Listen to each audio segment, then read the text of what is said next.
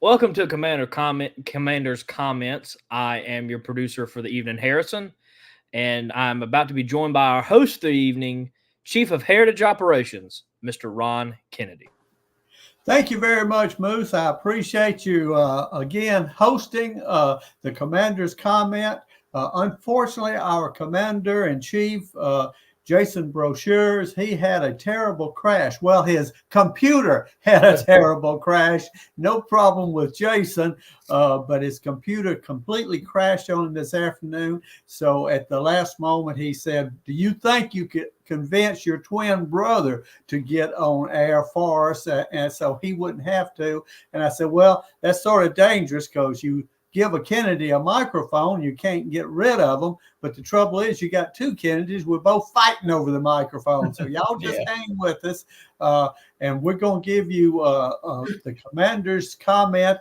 This time it'll be the Lieutenant Commander in Chief's comment.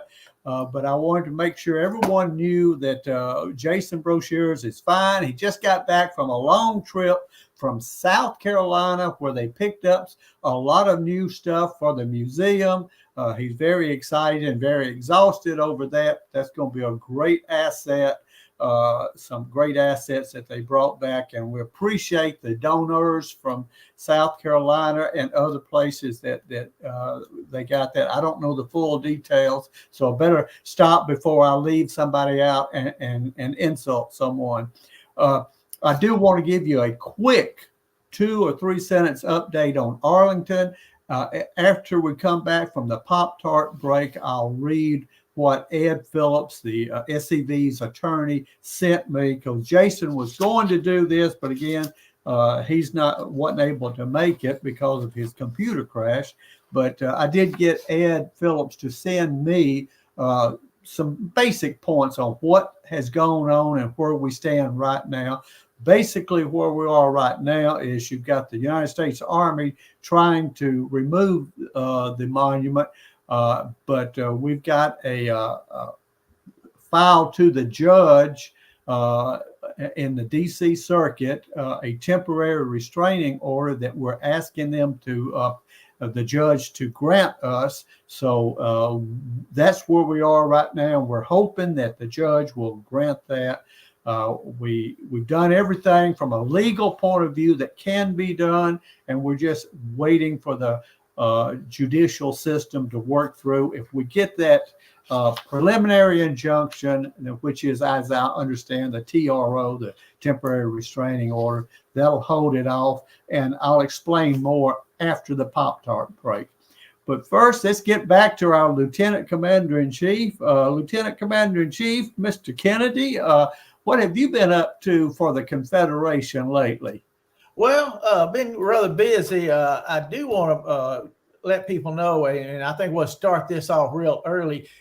If you hadn't got your all your information in for the upcoming meeting in South Carolina in Charleston for the reunion, the 129th reunion of the Sons of Confederate Veterans, let's get with it, folks. I think the primary hotel is already booked up, as I understand, and the secondary and tertiary ones may also be filling up. It looks like we're going to have a bunch of folks in Charleston, South Carolina. I cannot think of hardly any other place I'd rather be with a bunch of Confederates than in Charleston, South Carolina. There's a lot of good places in the Confederacy, but that place holds a dear. It really touches our hearts when we go there. And that's July the 16th through the 20th, folks. Remember that. And on page, I believe I'm looking at my recent Confederate veteran on page 26 and 27 of your Confederate Veterans Magazine, current Confederate Veterans Magazine, there's information. The Secession Camp number 4 out of Charleston, they are doing a jam up good job. They're offering so many fun things to do. I tell you, we really need a week and a half and not just 2 or 3, 4 or 5 days there. But I'm real excited about this convention coming up. I think we're all going to have a great time there. Now, that's in July. Now, Ron, while I'm talking right quick, I want to just quickly remind people that The Stephen D. Lee Institute in Columbia, South Carolina, will be February the 16th through the 17th. And again, in your Confederate Veteran magazine, you have information about the Stephen D. Lee Institute. Let's everybody get busy and let's see everybody in Columbia. This is a wonderful location there. You're not far from the James K. Polk home. I recently toured that while I was in Murray County this past weekend. You'll enjoy the tours there. You'll enjoy the atmosphere, and you're close, right, very close to the museum in Elm Springs. So by all means, that's February the 16th through the 17th, Columbia, Tennessee, this coming year. And we've got a lot of great speakers there. And let's get busy and get with it. And let's all support the efforts of both the Stephen D. Lee and the Secession Camp No. 4 in Charleston. And let's have some fun for a change, because we have a lot of things going on, folks, but us Southerners, we can still have fun. And this is not only is it educational, but it's fun. The Stephen D. Lee has always been a fun institute for me. All right. Thank you, Donald. I see in the chat line, man, we got folks from North Carolina. Let's see. I see folks from, I know I saw Maryland, but I think it's done scrolled on up. North Carolina, South Carolina. I see Georgia. There's a Camp 914 from Cherokee, the Cherokee Legion. Oh, man. Right. Great. Dave Perkins says, hello, Frank. I don't know. I think he's talking to somebody. That's Frank Kirby. He must be talking to in the chat. All right. Well, but anyway, glad y'all are in the chat, and I hope you've got some good questions. We'll try to answer. Oh, Dave Perkins from Indiana. Go ahead. Right. I'll go ahead and try to recognize you, but as we get more in, we probably won't be able to get all of you. So please don't be offended. Oh, I see. Is that Roy Hudson from Florida? So we got some Florida folks in. I wanted to go over some good stuff that's been going on. We're going to talk about the a little bit more about this, some of the bad things that are going on, but let's talk about the positive things, because listen, it's not just us listening to it tonight on the chat line, but this is going to go posted, of course, on YouTube and on Rumble, and well, I don't know if we're on Rumble yet or not, but on YouTube and Facebook and other places that we'll post this. And a lot of people, hundreds if not thousands of people that aren't associated directly with the SCV will see this, and I want them to see not just that we're complaining about all the lawsuits and the terrible things of cultural genocide that's going on. I want you to see that, look, we're having fun in Dixie. We're doing a lot of great things. Do you, Harrison, or as most people know, Moose, would you please put up the #1, the General Coffee, Georgia State Park Pioneer Festival? Put that photograph up. Oh, This is a great time. Now, look, this came from Wayne Dobson, the Howling Dog newsletter. I love that. That's dog. So Dawg, dog, just the way it's pronounced. I love it. This is in November, this past November. This is a great pioneer type festival. And the reason I really wanted to highlight this, and there was a lot of other things going that he has in his newsletter. And again, thank everyone, every camp that sends me your newsletter. I can't post them all like this, but I do look at all of them. I try to respond as I can to you. Y'all are doing a great job.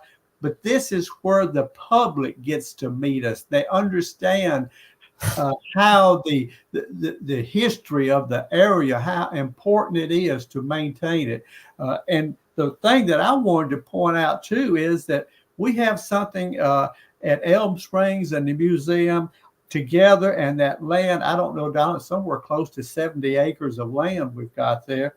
And it's called the Southern Heritage Center. And these are the type of things that I want to see in the future, that we do more and more things that would bring people into the museum area, historic Elm Springs, the Southern Heritage Center, people who might not be interested necessarily in the quote Civil War, but other things that be of interest that would do this. And a lot of you are in states. I know Mississippi has a wonderful rural life museum in Jackson. Well, Louisiana has a wonderful rural life museum in Baton Rouge. They're all over the South. This is the type of things that we need to be able to have displays on the grounds and bring people in, advertise it, bring people in just for the novelty of seeing it. You can have school children coming in to see it, expose them to the sons of Confederate veterans. But that great Southern Heritage Center that we own, SCV, I say we, not the Kennedy twins, but you, the sons of Confederate veterans, and all you friends of SCV who have helped us purchase this. This is the ground that we can use. Donald, I'd love to see annually the SCV sponsor a School of the Soldier, School of the Company there. We can bring reenactors from all across the South there and do some training so that when they go on the battlefield reenacting, they portray the Southern soldier in his finest. And we can do that. We could bring hundreds of reenactors in there to do the training, to do some mock battles, and bring the public in to see it. It would be a great opportunity. There's a thing called shape note singing, gospel singing. Man, I would love to see us put that on there on that campus. We can do it. Now, we can't do it today. We got to do a lot of more stuff, but it is a great potential. And what about bluegrass and country and western music that we can bring in some bands that are new, that are different, that are just pushing the way, not the ones that are in Nashville have been bought into the wokeism. So there's a lot we can do with our Southern Heritage Center. Moose, put up the pictures of the number 2. That's the Yellowhammer Jammer. That was in Jammer, another group. And I had to put this up here. There's a lot of pictures there, but Brenham Young was singing there. Another group, Unreconstructed, was singing there and playing. Mutt Cooper, but who is this Carl Jones fella? I knew he could talk, but I didn't realize that he could sing and play the git fiddle as well. So I'll have to admire that give him a little credit there. So that's really great. But again, this is from Jimmy Hill's Army of the Tennessee newsletter, and he sends out a wonderful newsletter. If you're not on his list, his email list, and you don't have to be in the Army of Tennessee, he'll send it to you. Get his newsletter and see what all is going on in the Army of Tennessee. Jimmy does a great job. What about that third photograph I've got there of Arkansas? Now, here's something to be proud of. I know it just looks like a flagpole, doesn't it? Well, that's what it is. That's the James M. Keller Camp, 648, Hot Springs, Arkansas, has completed another step in the erection of a flagpole. Now, where are they doing this? They're doing it on I-30 at exit 99 near the town of Rockport. So, and I want to congratulate the folks in Hot Springs, but this is going on all over the South. These giant poles are being put up. Wonderful flags are being put up. And, you know, the wokesters like to brag about taking monuments down, but we've put up more than they've taken down, and we're going to continue to put up more. Plus, we're going to get a lot of those monuments that's been removed. We're going to get them replaced and put back where they belong. Moose, do you have the picture? I was had the privilege of being at the 5th Brigade Mississippi meeting, addressing that meeting while Donald was up in Columbia, Tennessee. This is in Hattiesburg. Now there you see Moose there to the right, and that's the I don't recall the brigade commander's name. I am so sorry, but that's he's to the left of Moose, to our right. And there I am speaking to them. Now, if there's any Mississippi folks listening, I want to warn you. Got to give you a little warning, because I challenged the people of Mississippi while I was there, while I was talking to them, to get their flag back. And it was taken away from them in by a rump meeting of the legislature. It was done behind the scenes. It violated the will of the people in a plebiscite, a ballot initiative that they voted to keep their traditional flag. And so I challenge them. There's a way we can get these monuments back. There's a way we can get our flags back. Well, there's a way you can even get the traditional Georgia flag back if we wanted it bad enough. There's a way that it can be done, but it's got to be done different than what we've done in the past. We can't keep doing the same old thing. In the next column of Advance the Colors, that would be the January-February issue of the Confederate Veteran, I use Mississippi as an example of how we can get our monuments back and our flags back. There's things that we can do, but we've got to use a different tack than we can do. You know, there's a book written by Grady McWhinney, Dr. Grady McWhinney. He was a personal friend. He's passed away now. And the title of the book was Attack and Die. Yeah. If you haven't read it, you really need to. But he talks about the old Celtic charge, how the Celts had the tendency, because they didn't have logistical depth. They couldn't stay in the field forever. Well, their idea was to get the men together, mass them, and then just charge them, boys. You know, make one giant charge, attack and die. You either win or you die and go, or you've lost. And unfortunately, or fortunately, during the Mexican-American War, that worked out well, because most people don't realize the United States was outnumbered in the Mexican-American War. The Mexicans had far more troops than the Americans had, but that old Celtic charge worked. It worked time and time again. But the difference was they was using basically smooth-bore muskets at that time.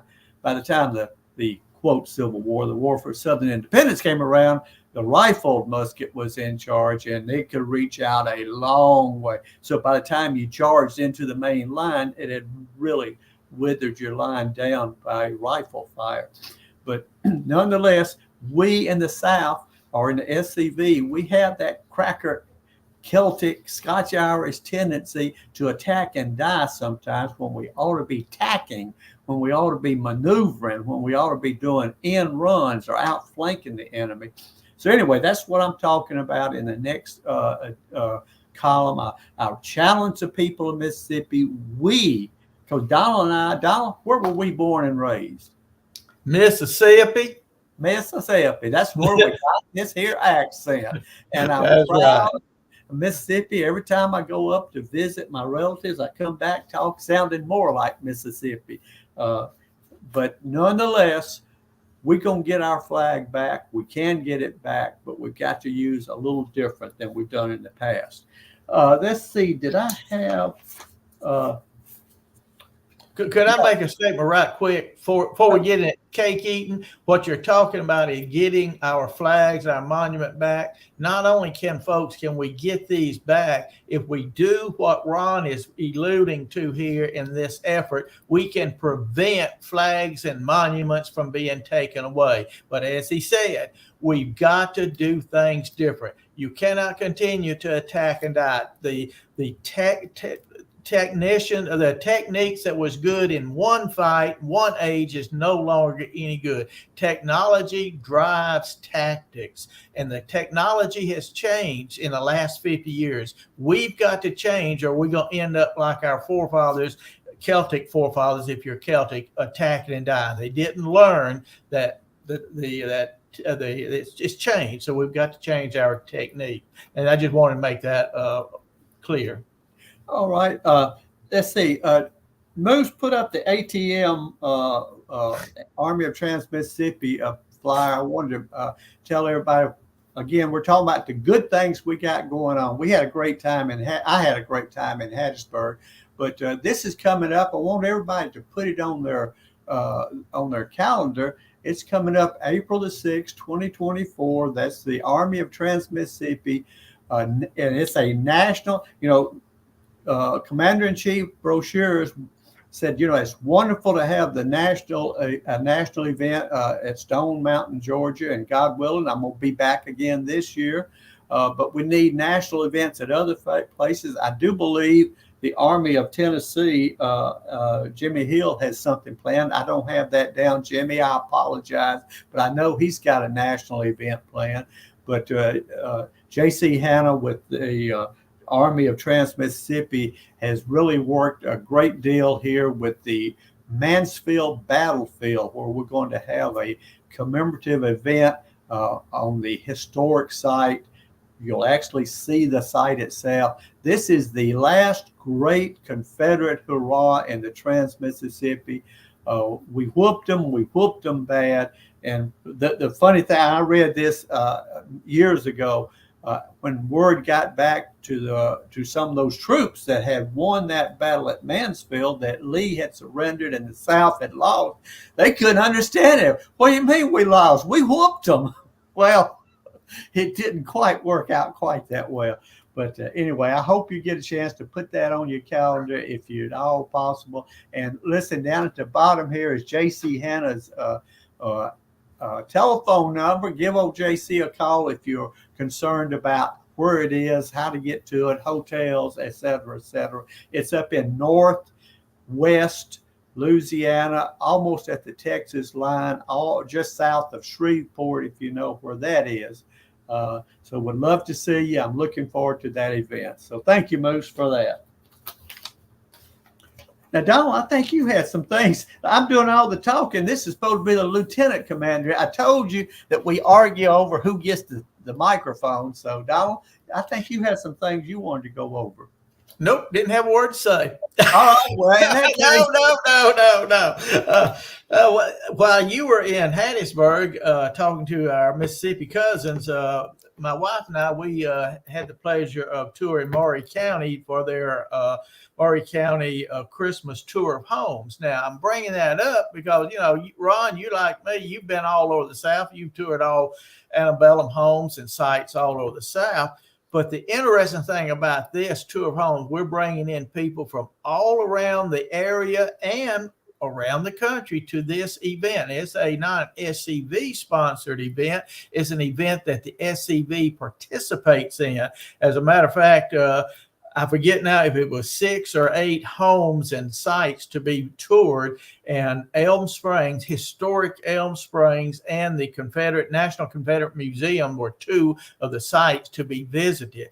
And we had all kind of people showing up. It was very poor weather. I'll have to admit that the weather was not conducive, but it did not dampen the spirit. People showed up from everywhere, and we toured homes everywhere. Now, I wore my SCV shirt and ball cap. And I did it on purpose because I wanted to see if anyone would have any remark or anything to say about pro or con. And you would be surprised at the number of people that pointed to my shirt and said, I like that flag. I like that flag. They didn't know what the SCV was necessarily until they had made the mistake of asking me. Then they found out. But the thing about it is we had a lot of people, very positive, very pro-South, and those people were coming to our museum. Ron and I watched them go through. I know both Jason and Jimmy Hill have said this, and I wanted to see for myself, but I watched people come in that museum and go to that timeline and spend a lot of time reading and learning, and they would come back and say, I never knew that. I can't believe that. And I have one person say, I just can't believe that. I said, there's documentation. I said, if you have any doubts, he said, oh, I don't doubt it. Said, we've been lied to by these people. I won't say what she said, but we've been lied to by these people long enough for us to realize that we have not been told the truth. And it is so refreshing to go through a museum that doesn't apologize for American history and Southern history. So we've got a great chance here, folks, to use this museum and use these type of events to spread information, positive information about the South. So that is something that I really enjoyed, had fun doing. I had a great meeting with the SCV that night, the local brigade, SCV brigade there, had a great supper and got to talk to a lot of folks, and I really enjoyed the whole weekend. Now, right quick, Ron, I'm going to look at the time here. I want to just let people know about something that's going on right now. You remember, Ron, you and I sent letters out to all the Southern congressmen, the conservative and moderate congressmen and senators. I want to read just a letter. I got a letter here, and I don't know if y'all can see it. I'm going to hold it. There you go. It's handwritten. It's handwritten. And it's from Congressman Sessions, I believe, of the 17th District of Texas. And this is in response to the letter, and he sent, dear Walter and James, because we sent Walter D. and James R. Kennedy. And this is on SCV stationery, talking about our heritage, the pole, and protecting Arlington and that sort of thing. And he wrote this, hand wrote this, and he signed it, and he said, "Thank you for your kind letter." And he gives the date that it was sent. "I am an American. I believe in the Constitution. I believe in the rule of law. Thank you. Keep up the good work." So the point I'm making is we are having an impact. These letters went out, and other letters went out. The Speaker of the House, the House Representative right now, is in my congressional district. Johnson, oh boy, I now forgot his name. Mike Johnson of Louisiana. Well, he will be getting, and he's been receiving a lot of letters from the SCV here in his district. And I want you to know his office, and not Representative Johnson, but his office has email, written, and phone called me in response. And they've all been very polite, very interested in what the SCV is doing, and they made positive statements about how they feel about our issue. So they're politicians. I don't trust them, but nevertheless, they're making some positive. We're having a positive impact. And I've got a letter going out pretty soon to Congressman Representative Johnson, and we're going to send it to his congressional office in Washington, D.C., and each of his home offices. He's got 3 home offices in his district. And I'm wishing him Merry Christmas from the Sons of Confederate Veterans. And I want to remind him that within his congressional district, there resides 2 past commanders of the Sons of Confederate Veterans, Chuck McMichael and Paul Gramlin, the current lieutenant commander of the Sons of Confederate Veterans, and also the commander of the Louisiana Division is right up against his district also. And I want each of these letters to go to local offices. Now, the reason you want to go to local offices is because you want the local people in these towns, whether it's Bossier City, Natchitoches, Leesville, wherever they are, local people will see this, and they'll see from the Sons of Confederate Veterans. And Ron, guess what we're going to have on that letter? We're going to have a QR code. Code. Yeah, so that when they get this letter, they look at that QR code and they're going to hear about Walls Could Talk. And here's the idea, folks. We're letting local people, not just the guys in Washington, D.C. and Congressman Johnson know about us. We're letting the local people in Natchitoches, in Bossier City, in Leesville, they will see this, and they will go home and they will talk about this, and they will understand that the SCV is not some little small organization. They're a big organization, headquarters in Columbia, Tennessee. They've got a nice big museum. They got Elm Springs. We've got a lot of people working, and in Mike Jones's district, he's got 4, I think now 5 SCV camps that are operating in his district. That means people can influence an election in his district. And these people may be very upset if he does not do what we asked him to do to protect our heritage. So that is very important. And that's just one other way that we can promote the Sons of Confederate Veterans. So that is something that is going out pretty soon. And hopefully we can have greater impact. Every every SCV camp, your brigade, see who's your congressman. Think of an excuse to send him a letter and let him know who you are. Get that QR code. Ron, where can they get the QR code for Walls Could Talk? Don't we have it on one of our websites? Is it on the Confederate Legion website? I believe it is on the Confederate Legion website, but I also believe that Moose can put it up as well. Hey, we're getting close to the Pop-Tart break, but okay. I want to recognize from someone from Ohio, I don't see a name on it, says, I've called them all and letters also, emails. Yeah. So, good. You know, and it's people all over. I see Jack Dunnigan, awesome. We do things similar. So, yeah, I can't call out everybody, but there's a lot of people who are doing this. We just need all the camps to do it. Moose, we're getting close to Pop-Tart break. And after the Pop-Tart break, the first thing I want to do is read over the little 6 points that the Ed Phillips, our attorney on Arlington, sent to me. I think most of this will be old news, some of it new news, but I want to make sure that we do everything we can. Since our commander-in-chief wasn't able to get here, we'll at least be able to bring you up to date. So why don't we take our quick Pop-Tart break? Sounds good to me, Mr. Kennedy. And like always, tonight's Pop-Tart break is sponsored by the Kennedy twins' newest book, Jefferson Davis, High Road to Emancipation and Constitutional Government. Jefferson Davis, High Road to Emancipation and Constitutional Government is about how Jefferson Davis was a leader of the high road to emancipation. He looked to the day which slaves would be prepared to live and participate in society. He did more, though, than advocate for the high road to emancipation. He practiced his beliefs of the ultimate emancipation of Southern slaves, and many of his slaves left for prosperity and their testimony about their former master who prepared them to be self-sustaining members of society. You can get the Kennedy twins' newest book, Jefferson Davis, High Road to Emancipation and Constitutional Government, at www.kennedytwins.com and most online bookstores, including www.scv.org and www.visitbeauvoir.org, both listed in the respective gift shop sections of their website. I want to thank the Kennedy twins for sponsoring tonight's Pop-Tart break, and Commander's Comments will be right back after this quick break. There is a place nestled in the rolling farmland of southern Middle Tennessee.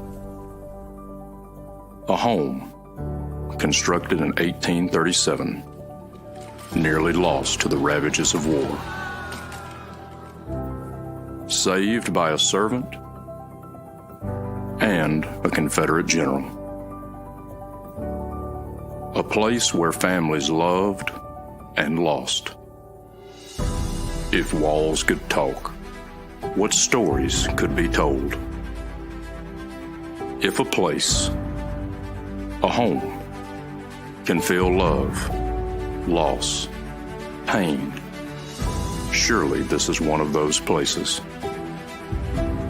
Nearby is a more recent structure, and inside are the stories of heroes and heroines, stories of battles won and lost. Stories of sacrifices made by the people of its native soil. A place that will tell the true and complete story of the Southland and the war fought for its freedom. From the causes that led to the conflict to the modern-day struggles to protect Southern history. Historic Elm Springs and the Confederate Museum at Elm Springs are the general headquarters for the Sons of Confederate Veterans. A place where the story of the Southland and its historic struggle is preserved and told. Come and discover your history.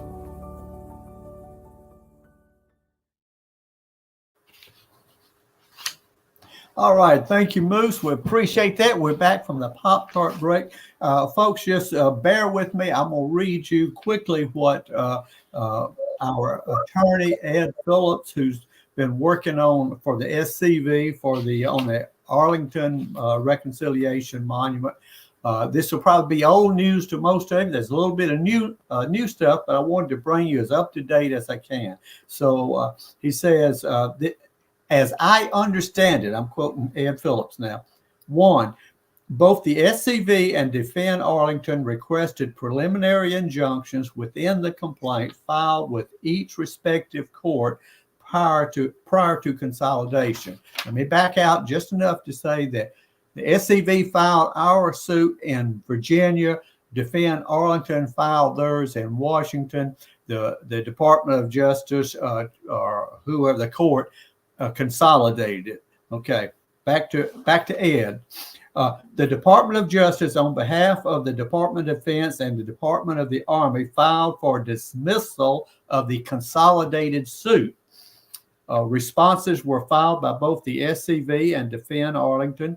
Additional filings have been made, including the request for a preliminary injunction giving the new circumstances related to the proposed removal of the Reconciliation Monument. The Army has taken a position that removal is and has been mandated by Congress under the 2021 National Defense Authorization Act. However, there is case law that holds even though action may be non-discriminatory, that is, you don't have a choice, you got to do it, the proper steps are not followed under the National Environmental Policy Act, NEPA, and followed under the National Historic Preservation Act. Such actions may be halted. So that's our hook right there. Despite the fact that the DOJ, Department of Justice, requested additional time to respond and also an expedited review of the current filings, the judge denied the same. As a result, we may have a chance of stopping the Department of Defense and the Army from removing the Reconciliation Monument, Reconciliation Memorial this year, which is what the current administration wants to happen. By that, he means that's what the Biden administration wants to happen. And the current proposal timeline for removal by the Army will be after wreaths across America and Hanukkah have been celebrated at the Arlington National Cemetery. Thus, what we will see happen in Section 16 of the Arlington National Cemetery, which is where the monument is the site being prepared for December the 18th through the proposed removal date of Christmas Eve, December 24th, 2023. So if you see pictures of work being done around, they're not taking it down, they're just getting ready to take it down. And in the meantime, according to what I understand from this, I am not an attorney. I'm merely reading as best I can. And Donald, can everybody hear me? Could you hear me? Yes. Yes. All right. My Mississippi accent didn't slur too much, but we're hoping, we're praying that the judge in Washington, D.C. will grant our temporary restraining order so we can halt the removal, even though they got everything set up to remove it. And at this point, we don't know. We're just at a wait and see. And Ed ends up said, let us all pray mightily that our judge grants the preliminary injunction. We don't know. We will find out. But I wanted to bring you up to date on that. That's the most I can tell you about where we stand on Arlington right now. All right, let's go to something. I saw something, and I thought about what we've been talking about since we started the Confederate Legion. How many years ago? 6 years ago? About 5 going on. 5 years ago. I saw this that came through, and I'm not going to call any particular names, but it says this group has been fighting the county that's been trying to remove their flagpole. And I saw this where they sent out and said they had a Freedom of Information request, revealed that the county has spent over $105,000 of taxpayer dollars in legal fees alone in an attempt to have this flagpole removed. Now that doesn't even take into account the value and the dollar value expense related to the county employees being involved in this. Now the reason I bring this out is, and the folks there are doing a wonderful job fighting, very expensive. And what I wanted to point out was, look, we're trying to fight City Hall. In your old expression, you can't fight City Hall. Well, the reason you can't fight City Hall is because City Hall has no skin in a game like you and I. They can use our tax monies to fight us. Quite unfair. They have virtually unlimited amount of resources. Now, so far, the group in this county has won. And the last court hearing, they won, yet the county has already stated that they're going to appeal. They keep appealing, and the further up you go, the more expensive it gets. And, you can rely on pro bono or free legal services only so long that sooner or later you've got to almost match what the county's doing. So my point has always been, Donald's point has always been that, there's times you got to go to court. There's no doubt about it. But the possibility of us winning in court is very difficult. Most of you have that picture of President Jefferson Davis's jury that I sent to you. Now, this is a jury that was impounded. I'm sorry, it should have been impounded, impaneled to try Jefferson Davis on the charge of treason. Now, the reason I wanted to bring this out is that number one, notice that half of them are former slaves. So sure, he's going to get a great trial there. But even the whites there are taken, if they selected them from the voter registration list, which is in most common law states, that's what they do. If they did that, then guess what? We're talking about the beginning of Reconstruction. Everybody who had supported the Confederacy was disfranchised. They were not allowed to vote. Their name would not have been on the registration of registered voters at the time. So even the whites that are there have a prejudice against the South. So, what kind of justice can Southerners expect from this type of a court? Well, the court, and the really interesting thing that the Northern court, the Yankee court, they realized that, even with this select jury, we might lose. We might not be able to win. And if Jefferson Davis wins in court, well, everything we won on the battlefield will be for naught. So they never gave Jefferson Davis his day in court. He never got a fair trial to defend himself. And through his defense, the South would have been defended and vindicated. So they didn't do that. So my point is that we shouldn't go to court expecting that we will be the ultimate victors in this. We hope we'll be the ultimate victors. There's some cases that, especially at a local level, that you might be able to win, but our best way to win is in what court, Donald? The court of public opinion. Absolutely. Absolutely. So that's one of the things that we've got to remember. That's one of the things that we are it's got to be part of our effort, is to get the message out to the world, to our people first, our local people, and then to the world. Donald, on that point, I'd like to talk a little bit about what we've done at the national level here in the last couple of weeks to get the message out. Thanks to Forrest Dawes, we've got some good ads coming out. and we are in the process of the holiday season running some ads. We've already ran some Thanksgiving ads, I think, in Louisiana and in part of North Carolina and South Carolina.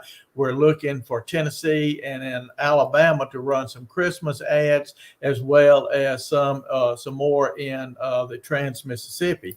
So these ads, obviously, the SCB does not have unlimited funds. What we're doing is just seeding this information in certain areas. It is a soft sell, pro-South message. The one on that we ran for Thanksgiving was simply talking about the first Thanksgiving and noting how school children are taught that it was the Pilgrims that were the first Thanksgiving, the first Americans, and the Mayflower Compact was the first democratic representative government in America. All that's a lie. It was in Virginia, the House of Burgesses. It was a Southern thing first. And it actually, for the Spanish, it was in Florida in, I think it was 1565 that they had the first Thanksgiving there, not in cold New England. So we're using that little 60-second ad to point out that Southern history is misunderstood, that to find out more about true Southern history, go to scb.org. That's the Sons of, we're in Merry Christmas, Happy Thanksgiving from the Sons of Confederate Veterans. So we're doing two things. We're getting the name of the Sons of Confederate Veterans out. And number two, we're soft selling Southern history. We're giving them something. We're not got blood and guts in their face. We're not talking about damn Yankees and all that. We're talking just simple historical facts that makes them stop and think. This is how you keep people on our side. Plus, you can actually, places like in Charlottesville, South Carolina, Virginia, people would think, oh my goodness, we'll never have a chance there. Do you realize in that area, about 30 to 40% of the people there still feel the way we do? Is a sizable minority of the people. All we've got to do is to convince 10 to 20% of the other people that, hey, what you've been taught so long is wrong, and we can flip that area. But we can't do it if we don't get our message out. So that's what we're trying to do by seeding these areas of information and then showing the local camps, hey, you can be involved, because the national does not have enough money to do every radio station in every camp area, but the camps can. My camp in West Monroe, Louisiana, we will occasionally, 2 or 3 times a year, we will buy either ads in the local newspaper or radio ads. Now, does it bring hundreds of people in? No, but it lets people know that the Sons of Confederate Veterans are out there. We're active, and hey, you have a reason to be proud of being a Southerner. And politicians pay attention. So we're doing that now. We will continue that. Hopefully the next Lieutenant Commander-in-Chief will follow up on that idea of seeding these radio stations, these information, and encouraging the local camps to become active. Now, one other quick thing on a very positive note. I was listening to Dan Bongino about a week ago, and he spent, 10 to 15 minutes praising the South as being a place that still has a real culture and people are really friendly. Said even people that don't agree with you are nice to you. They're polite. Said they have a strong religious background, which is, of course, fundamental to any decent culture. That's wonderful. Hey, that's positive information. 2 or 3 days ago, I just happened to flip over to Fox News, and guess what they were talking about? How wonderful the South is. They was talking about Southern cuisine, but they went on talking also about Southern culture. Not as much as Dan Bongino did, but it was still very positive pro-South. The first time I've heard anything that was even remotely pro-South on a national television program, and I know 50 or 60 years. And I do remember that far back, folks. So what I'm saying is we can have an impact, but we have to take the bull by the horns. We must get our information out to the general public. And these radio ads, that's just one way. Local newspaper ads, the camps must be involved. The national can provide you a lot of tools, and we can provide some helping and assistance, but the local camps must be involved. And if we're involved, folks, we can win. That's the amazing thing.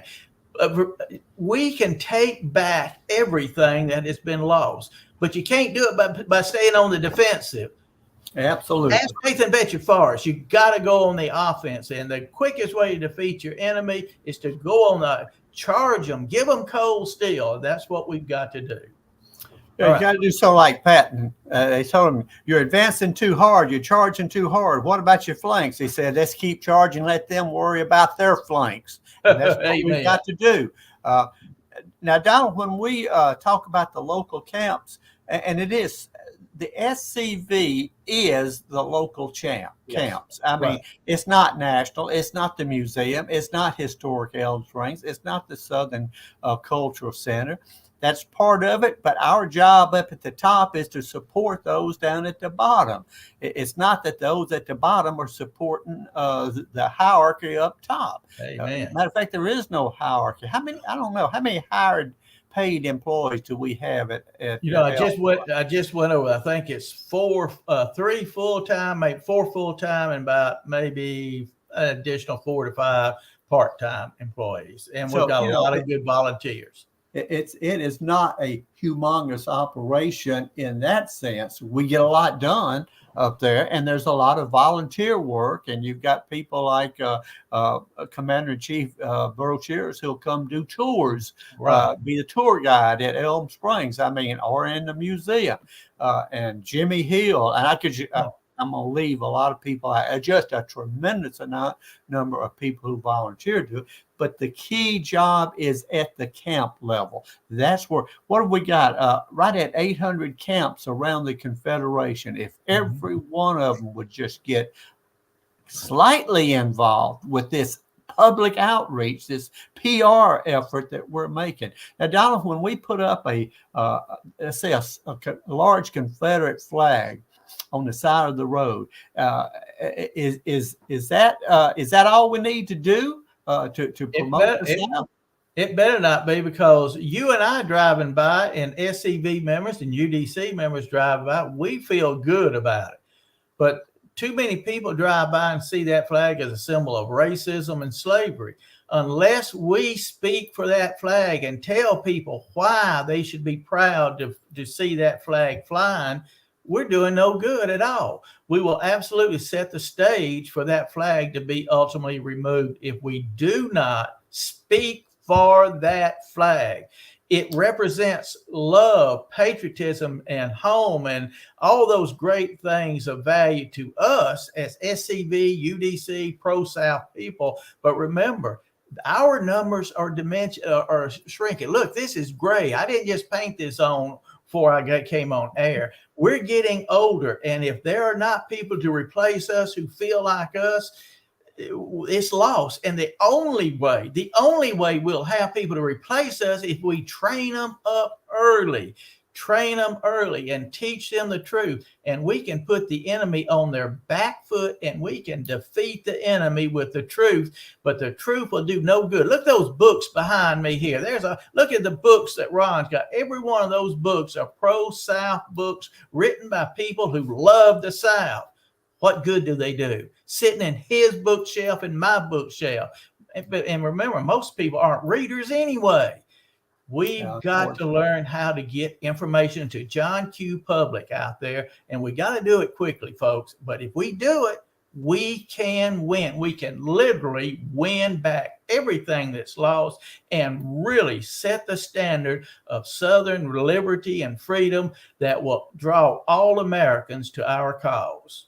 Absolutely. And I saw somebody here said, you're talking about camps. Don't forget about the mechanized cavalry. We're very active. I want to give a shout out to the Met Cav. Yes, sir. We do appreciate you, and we know we can always count on you.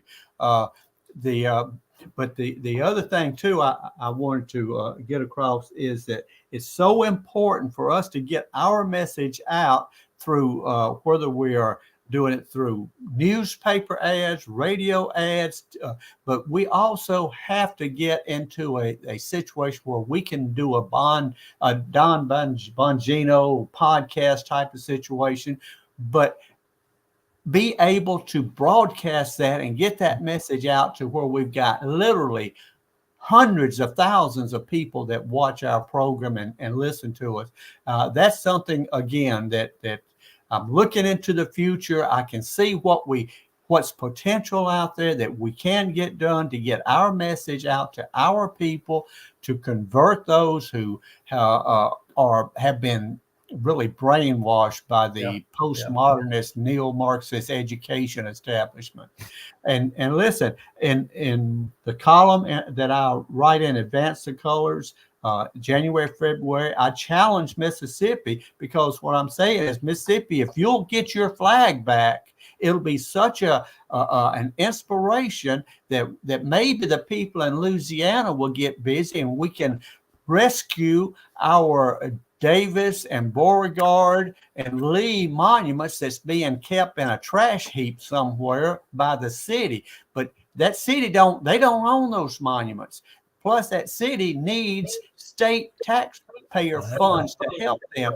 If we're organized correctly, we can win. And the same goes for the people in Richmond, Virginia, or who live around Richmond, Virginia.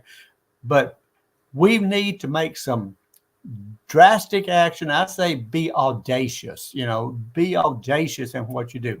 Be legal, be civil, but think big. I believe it was, and we're running out of time. Well, I've got about 3 more minutes. I believe it was Alexander the Great, who of Prussia, who made the statement, and Sandy Mitchum will Frederick the Great. Frederick, not Alexander. Do what? Frederick the Great. Frederick the Great. I'm sorry.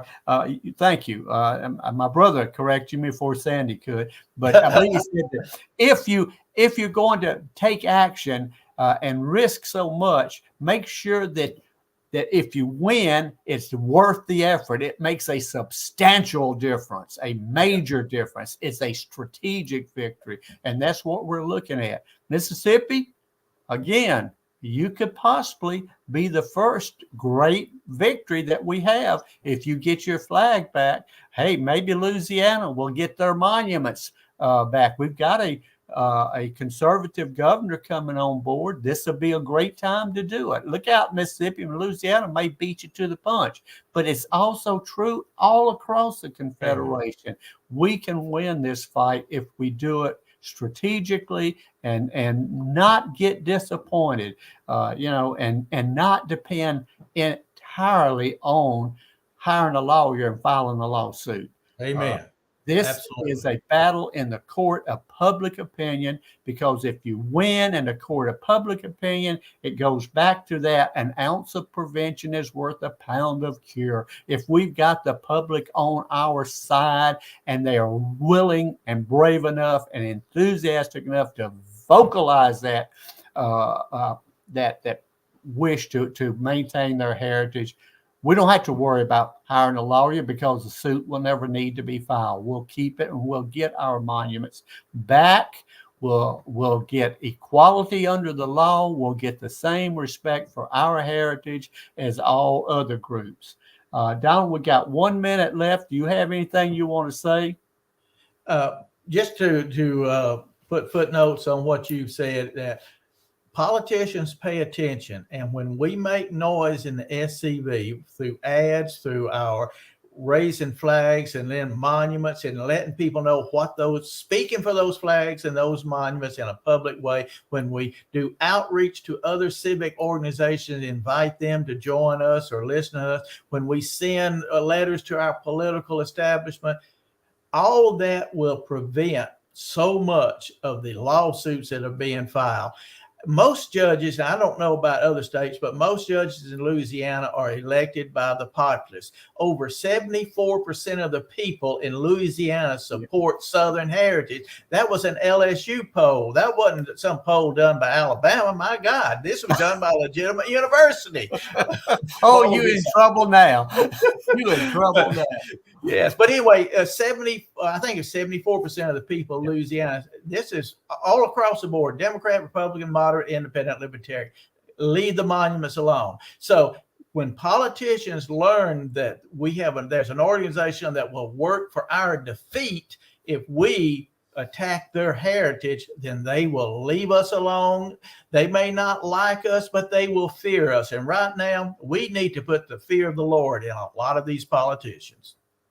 All right. Thank you a lot. And Moose, I believe we have run through our time. Thank everybody for being on the chat. I'm sorry I couldn't get to everyone.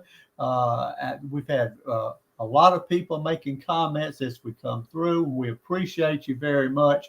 And as always, folks, stay Southern.